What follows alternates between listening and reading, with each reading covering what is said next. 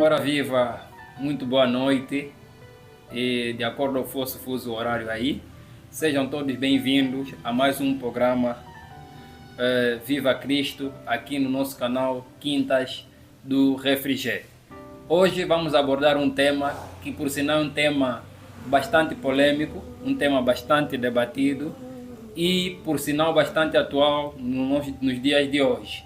Vamos falar sobre a proliferação das denominações religiosas, ou seja, vamos falar do surgimento de vários nomes naquilo que são então as igrejas. E para aprofundar este tema, para melhor nos elucidar acerca dessas temáticas, está aqui então a nossa mesa, Leonardo Rodrigues, ok? Congregação Evangelística da Fé em Jesus Cristo e tem a função de pastor. Seja bem-vindo, esperemos que possa nos ajudar então a elucidar essa temática. Está também conosco o cooperador Leonel Valério, afeto à denominação Assembleia de Deus Pentecostal. Seja bem-vindo. Muito obrigado. E esperamos então o seu suporte, o seu subsídio, o seu contributo para esta temática. Não menos importante também é o nosso cooperador Afonso Canhanga, afeto Rauce Canhanga, ok, Rauce Canhanga, afeto à Igreja Maná e desempenha então a função de cooperador. Seja bem-vindo e acreditamos que também poderá nos ajudar a elucidar essa temática. Já para começar, e eu vou começar com o pastor Leonardo Rodrigues. Pastor, quando nós estamos a falar da proliferação das igrejas, estamos a falar exatamente de quê? O que é essa expansão então das denominações religiosas? Muito obrigado. Realmente agradecemos ao Senhor por esta oportunidade de podermos falar sobre a palavra escrita na Bíblia revelada para os últimos dias. É uma luz, de acordo com as Escrituras Sagradas, no livro de São Mateus capítulo 24, onde Jesus Cristo, nosso Senhor, fez a afirmação de que por se multiplicar a iniquidade, o amor de muitos também esfriaria. E é um dos fenômenos que está conectado também com a ascensão dos falsos profetas. É importante reiterarmos aqui que os falsos profetas sempre existiram, tal também como sempre existiu os verdadeiros profetas. Então este aumento, essa expansão, essa proliferação de igrejas também está conectada com a questão da ascensão ou então multiplicação também dos falsos profetas. Há muitos fatores que podemos, ao longo da conversa, poder ir a mais fundo, mas acreditamos que, em síntese, para uma introdução breve, estas são as questões principais que nos afetam quanto à proliferação das igrejas, quanto à ascensão dos falsos profetas ou à multiplicação dos falsos profetas também. Ok, muito obrigado. Vamos passar agora para o cooperador Canhanga. Cooperador, quais são os motivos que estão na base deste surgimento de várias ideologias religiosas? O que é que faz com que surgem várias ideologias, várias denominações religiosas? Ok, muito obrigado. Falando desse tema, antes de tudo eu quero agradecer por esta iniciativa. Espero que continuem sempre assim. Também que é para libertar as outras pessoas. O surgimento de tudo isso, do meu ponto de vista, a base é de dinheiro. O pastor disse muito bem, e está mesmo escrito na Bíblia, que haverá um tempo que vai aparecer muitos falsos profetas. Para aquelas pessoas que estão a acompanhar redes sociais, estamos vendo aí desafio de pastores. Temos aí aquele pastor que não tem medo de falar BM. Temos pastores que estão a obrigar as famílias a fazer sacrifício. E isso é muito mal, porque a igreja agora já não está conforme a igreja do passado. A igreja agora está para destruir família, para roubar o povo. Então, e o povo tem que ter muito cuidado com isso. Aquilo que está escrito na Bíblia, Oséias 4:6, se não estou em erro, o meu povo sofre por falta de conhecimento da palavra. Mas no dia de hoje o povo de Deus sofre, não é por falta de conhecimento da palavra, mas por causa da ignorância da palavra. Eles procuram a igreja que profetizam. Quando você procura uma igreja que profetiza, uma igreja que não fala da palavra, uma igreja que não usa a Bíblia Sagrada, então o povo mesmo sofre. É isso que o pastor acabou de dizer. Decorrer do tema, vamos ainda aprofundar mais certas coisas que têm a ver com esse tema. Ok. Muito obrigado, cooperador Kayanga. Cooperador Valério, para além da questão financeira, será que, no ponto de vista do cooperador, existem outros fatores que estejam na base dessa propagação, dessa proliferação das denominações religiosas? Ok, muito obrigado. A pergunta é abrangente. Existem vários motivos que não teríamos tempo suficiente para abordarmos em uma hora. Mas, primeiramente, a base fundamental da proliferação das denominações, das religiões, eu chamo de constitucional. A nossa lei, a nossa Constituição é laica, né, da República, que foi proclamada no ano 2010, ela dá liberdade religiosa a toda qual pessoa. Esse é o primeiro fator. E o segundo fator fundamental, não mais importante que essa, é o crescimento populacional. Crescimento populacional. Hoje, segundo o censo, aliás, segundo uns dados do INE divulgados em 2019, nós somos aproximadamente 30 milhões de habitantes. E o nosso crescimento está acentuado anualmente em 3%.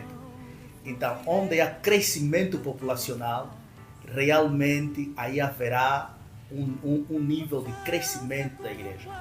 Outro fator fundamental é o fator espiritual. O ser humano é sedento, é um vazio.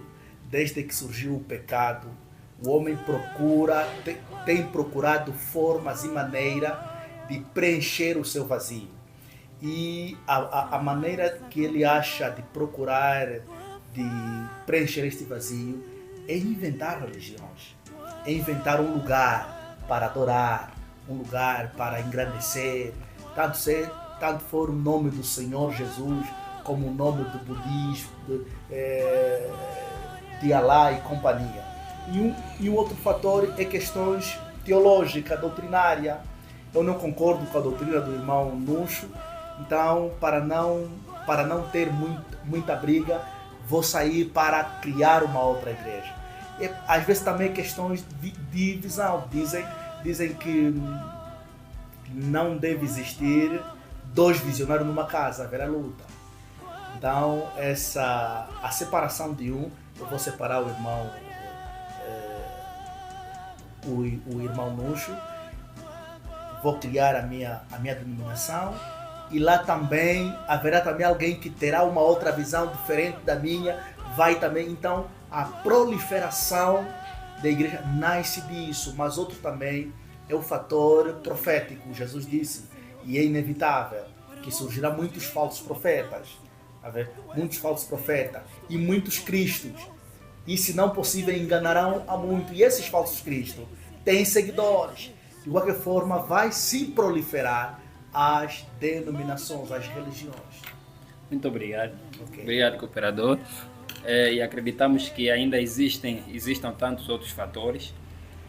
Vamos nos voltar novamente para o nosso pastor. Pastor Rodrigues, do ponto de vista bíblico, qual deve ser a igreja verdadeira? Primeiro, existe essa igreja verdadeira? Qual deve ser e por quê? Por favor. Nós estamos aqui falando como cristãos, né? As nossas bases têm que ser bases bíblicas. Exato. Nós queremos alcançar um público cristão e também um público não cristão, sobretudo. Nós temos que voltar nos escritos sagrados na base daquilo que Jesus Cristo, como o nosso líder espiritual, nosso Senhor e Salvador, colocou como a base. E o segmento na doutrina dos apóstolos e dos santos profetas das Escrituras Sagradas. E não tanto quanto fazendo menção do Velho Testamento, mas falando do Novo Testamento, onde Cristo surge como o Senhor de todos nós, e a sequência que os discípulos também deram. A sua doutrina estava baseada em quê? No arrependimento. Nós voltamos aí em Atos capítulo 2, versículo 37 a 39, quando a manifestação do Espírito Santo aconteceu, de acordo com Joel 2:28. Então as pessoas se reuniram para ver aquela manifestação. As pessoas estavam lá para ver o povo de Deus a falar em línguas, outras línguas, e vários outros povos percebiam cada um na sua própria língua. Certo. E quando eles ouviram isto, pensavam que estavam bêbados. E a abordagem do apóstolo Pedro, quando tomou a palavra, dentre os 12, ele disse que isto é aquilo que Joel fez menção, que estamos aqui a ver o cumprimento. Então eles perguntaram ao apóstolo Pedro: que faremos, varões e irmãos, para que possamos alcançar a vida eterna? Já que confundidos, tocados profundamente porque eles estavam a ver, estavam a assistir, não era algo que podiam lhes contar, eles próprios estavam a observar aquilo. Era tão real, era tão vívido. Então eles disseram: o que faremos para sermos salvos? Pedro respondeu dizendo o seguinte: primeiro ponto é arrepender-vos, cada um de vós, primeiro passo. E segundo passo, sejais vós batizados em nome do Senhor Jesus Cristo. Para quê? Para o perdão dos vossos pecados. E por último, então, recebereis o dom do Espírito Santo, que é a promessa do Pai. Infelizmente, nós temos observado hoje uma igreja liberal, uma igreja moderna, uma igreja globalista, uma igreja da teoria da prosperidade, em que muitas das vezes nós não queremos ensinar o puro evangelho que leva a pessoa a fazer uma introspecção de si próprio, da sua própria vida, para uma autoanálise, para então ir para o caminho do arrependimento. Então queríamos saber o que é o arrependimento. Arrependimento quer dizer retroceder, parar, voltar atrás e praticar as obras corretas. Então tu vais para o teu espírito, para a tua mente, para o teu coração e vais analisar as coisas que você tem feito toda a sua vida. Nem preciso te condenar ou te julgar. Cada um de nós, quando ouve a palavra de Deus, de certa forma ou de outra, procuramos ficar a refletir. E uma coisa muito engraçada que eu tenho notado, é muito fácil fazer uma pessoa rir. É muito fácil fazer uma pessoa gritar. É muito fácil também fazer uma pessoa dançar. Mas é muito difícil fazer uma pessoa refletir. Então, quando a gente vai numa igreja onde só Deus vai te abençoar, Deus vai te dar a tua vida em Cristo, não haverá mais sofrimentos. Essas são as teorias da prosperidade.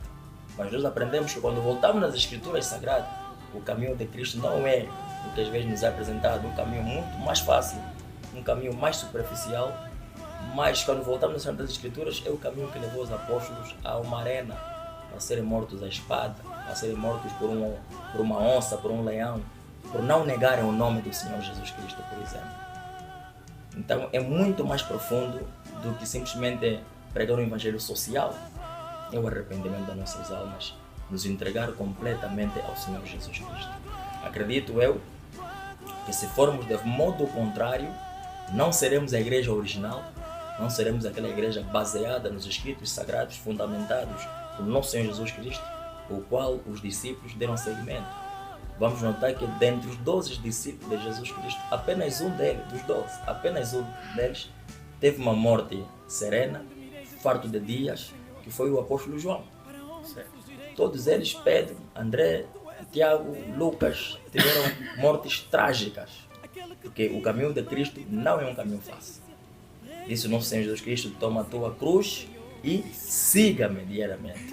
Então a cruz, se nós observarmos a própria estrutura de uma cruz, não é uma madeira rasa ou lisa. A cruz é rude. Daí provém aquele hino: rude cruz se erigiu. É rude.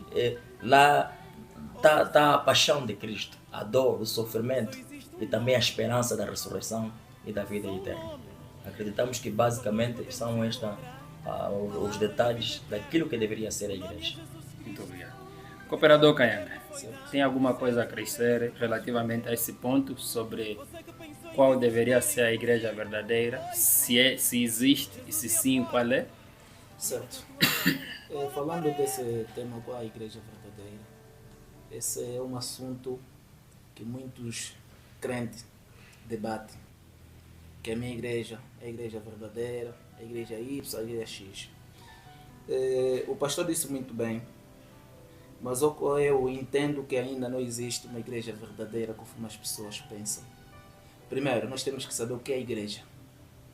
Para a gente saber a igreja verdadeira, temos que saber o que é a igreja. Eu vou dar um exemplo prático. Temos aqui perto do coração da cidade. Aquela é uma estrutura que está aí. Eu posso transformar aquela casa com uma casa de festa, um armazém, uma loja. Então, chamamos a igreja quando os fiéis estão lá dentro. Outro exemplo que eu posso dar, uma sala de aula. É turma quando está composto com os alunos. Se os alunos não estiverem aí, é sala. Também assim é a igreja. E muita gente fala que a igreja é o coração de cada um. Não. A igreja não é o coração de cada um. Há pouco tempo o irmão Dionel estava a dizer que nós temos que estar unidos. As igrejas têm que estar unidas. Se a gente tem no livro de Atos 2:42, o povo de Deus naquele tempo tinha uma maneira correta de viver.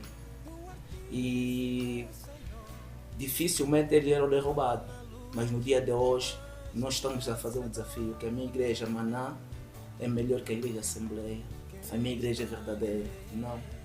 Nós somos um corpo de Cristo, temos o mesmo objetivo. E eu respeito a doutrina de cada igreja. Cada igreja tem a sua doutrina. A doutrina da igreja Maná não é a doutrina da igreja Assembleia. E eu respeito a doutrina da igreja Assembleia. Não vou criticar a doutrina da igreja Assembleia. Não vou julgar ninguém, porque eu não posso julgar ninguém. Mas o pastor disse muito bem, nós devemos saber primeiro o que é arrependimento. Porque o objetivo de uma igreja é para salvar, para purificar, para libertar e para ajudar o povo. Eu vou dar um exemplo prático. Nós temos aqui essa garrafa de água. Eu não sei se essa água é fabricada onde, mas vou falar da água Kever, do Kever. Nós sabemos aonde tiramos a água. É no rio, se a gente chegar nesse rio, vamos ver que afinal de contas esta água não presta para nada. A água sai daí suja, vai para a fábrica. E vem uma água purificada, uma água limpa. Também assim somos nós. Deus não purifica, Deus não limpa ninguém no mundo. É dentro da igreja. Deus não salva ninguém fora, dentro da igreja. Nós recebemos salvação dentro da igreja. Em qualquer igreja nós podemos receber salvação. Então por isso é que não tem melhor igreja. Porque o nosso objetivo é um, para Cristo. Muito obrigado. Obrigado, Cooperador Kayanga. Cooperador Lionel, é sabido que Cristo virá. E a missão, ou seja, uma das últimas missões de Cristo aqui na Terra será arrebatar o seu povo. Com essa confusão, podemos assim dizer, né, de denominações religiosas, essa luta entre os irmãos, porque parecendo que não todo mundo crê que a igreja que ele faz parte é a verdadeira, é a melhor que as outras. Nós podemos não assumir isso assim exteriormente, mas cada um, bem lá no fundo, ele acredita que a igreja onde eu estou é a verdadeira e é a que será salva. Então, qual é a igreja? Ou seja, quem realmente Cristo virá buscar? É o assembleano? É o metodista? É o da igreja Maná? É o da igreja presbiteriana? É o da congregação evangélica? É o católico? Quem realmente Cristo virá buscar? Ok. Excelente pergunta. Por acaso, há muita confusão dentro da cristandade. Existe mais divisão do que unidade. E é triste, lamentável, que existem pessoas do mesmo segmento religioso que são cristãos, não se falam uns com os outros, mas pregam o amor. Pregam até o arrebatamento da igreja. A pergunta que tu me fizeste relativamente quem Jesus Cristo vem buscar. Ele não vem buscar uma placa nacional, não vem buscar a Assembleia de Deus, não vem buscar a Adventista do Sétimo Dia, não vem buscar a Igreja Católica Apostólica Romana, não vem buscar a Igreja Josafate, que é a Maná, vem buscar todo aquele que se identifica com ele. Jesus disse em João capítulo 14, 6, eu sou o caminho, a verdade e a vida. Ninguém vem ao Pai se não for por mim. E também ele fala em Mateus 11, 28, vinde a mim vós todos que estáis cansados e oprimido, eu vos aliviarei. Quando nós reconhecemos e acreditamos, aceitamos essa chamada gratuita, nessa chamada gloriosa, essa chamada eterna, acreditamos em Jesus Cristo, é claro, nós seremos arrebatados. Agora, existem muitos desdobramentos sobre arrebatamento. Há quem diz que não, a igreja tem que ser arrebatada antes da tribulação, outros não depois da tribulação, outros não no meio da tribulação, independentemente da visão que cada um de nós abraça. Temos um ponto em comum, Jesus vem. O facto de Jesus vem, ele disse, ele vem sem demora. Guarda o que tens para que ninguém tome a sua coroa. O facto, esse ponto comum, porque essas divergências secundárias, ele vem antes da tribulação, isso não é uma questão só teológica, é só para o enriquecimento teológico. Mas, quando nós pregamos o arrebatamento, nós vimos que o que vai ser arrebatado não é a Maná, não é a missionária, não é a IECA, não é a Assembleia de Deus, é a pessoa que tem uma ligação com Cristo. Então, essas divergências vão perder fundamento. Ok, agradecemos então a sustentação do cooperador Leonel. Prontos, em síntese ou de forma conclusiva, acreditamos que esse é um tema, é uma questão muito que ainda há muito que se falar. Há muito que se falar, mas acreditamos que de forma resumida, de forma sintética, os nossos convidados puderam então nos elucidar. Acredito que mesmo lá do outro lado ficaram também muitas dúvidas, muitos questionamentos, mas vamos crer que numa segunda oportunidade vamos poder aprofundar mais sobre este assunto. Assim sendo, então, temos 2 minutos para cada um que faz parte da mesa poder então dar o seu desfecho, aquela cereja no topo do bolo. Vamos começar então pelo pastor Rodrigues. O que é que tem a dizer então nesses 2 minutos com relação à nossa temática, que é a proliferação das denominações religiosas? Em suma, todo o nosso debate e exposição temos que ter sempre uma base bíblica. Certo. Não pode ser, o nosso pensamento ou ideia. Exatamente. Mas temos sempre que procurar citar um capítulo, Exato. um versículo como referência. Certo. Porque a Bíblia diz, onde estiver reunido 2 ou 3 em meu nome, Certo. eu aí virei. Certo. Então, quando vamos estar reunidos em nome dele, nós temos que citar as Escrituras Sagradas. Então, é fundamental, como disse aqui inicialmente, que se nós queremos ser aquela igreja que teve sucesso, nós temos que buscar a igreja de Atos. A igreja de Atos é a base. Como é que a igreja de Atos teve arrependimento? Hoje não queremos nos arrepender. E há uma diferença muito grande entre arrependimento e remorso. São 2 coisas completamente diferentes. Nós observamos que quando a Maria Madalena, sendo prostituta, se arrependeu, mudou de vida. Nós temos observado uma geração que comete, tem a pena e remorso, para por um instante, depois do remorso passar, volta a praticar os mesmos atos. Paulo não, perseguia a igreja, teve um encontro com Jesus Cristo, se arrependeu e mudou de vida. Saiu de Saulo para Paulo. É a base. Então o caminho é longo.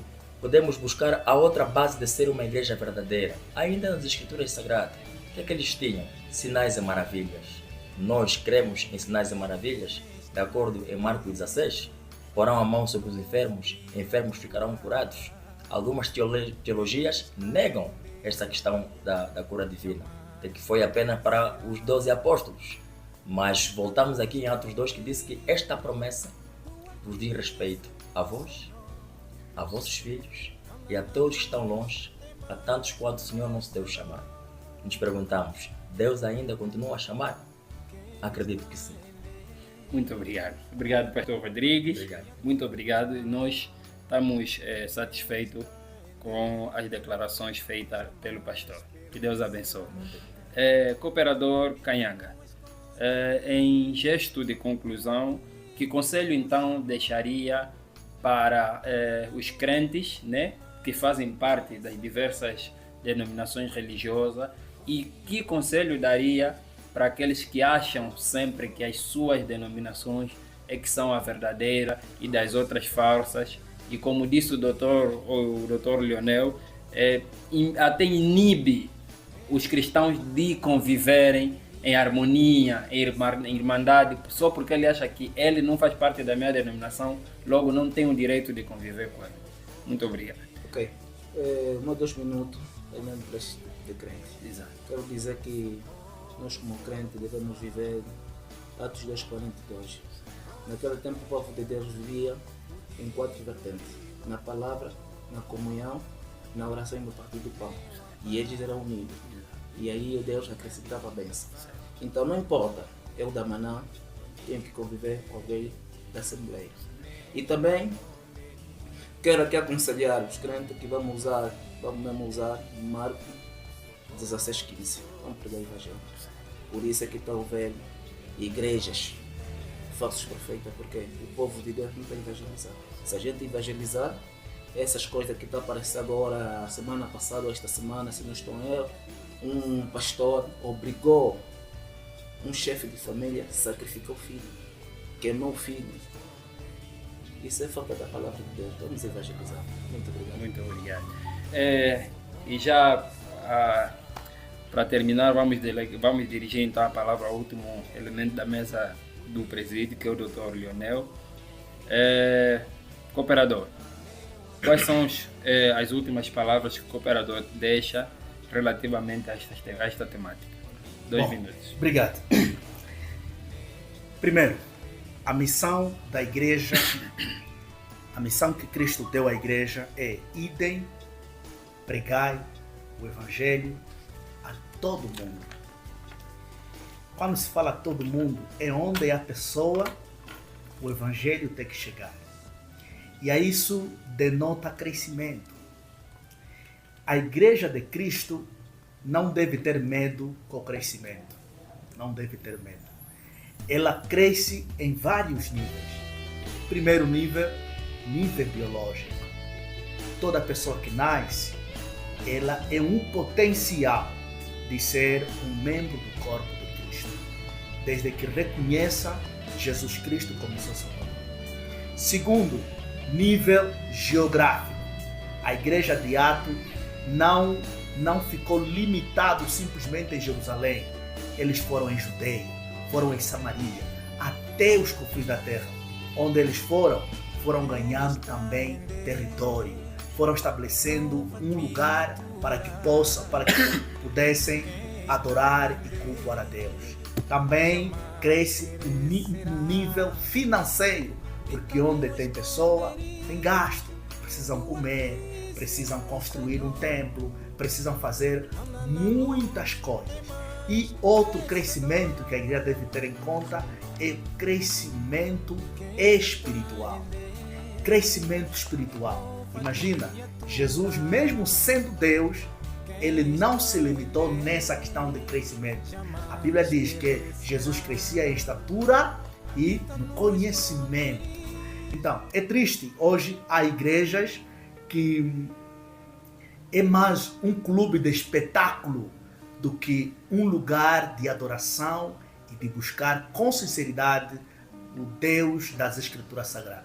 Para terminar, queria agradecer imensamente pelo convite, e você que nos assiste, Se por acaso você ainda não aceitou Jesus Cristo como seu Salvador, eu lhe convido a aceitar Jesus, porque Ele é o único.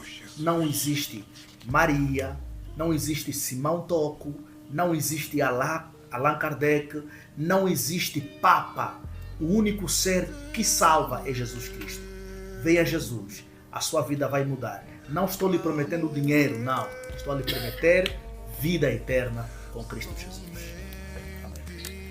Amém. Amém. Deus seja louvado. Estamos gratos pela presença dos nossos ilustres convidados, ao nosso pastor e aos nossos cooperadores. Agradecemos por cada intervenção feita e acreditamos que poderemos ainda contar convosco nos próximos episódios. E para você que está aí em casa, esperamos e acreditamos que o assunto em questão aqui foi do seu interesse, levantou-se muitas dúvidas.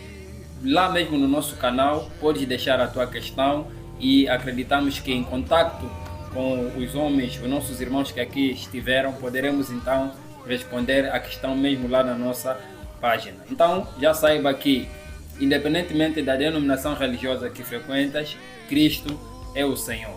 E lembrar que Cristo não virá buscar nenhuma placa, mas Ele virá buscar você, se verdadeiramente crer no seu nome e viver uma vida de arrependimento, tal como disse o nosso pastor. Então, ficamos por aqui, agradecemos pela vossa atenção e até o próximo episódio.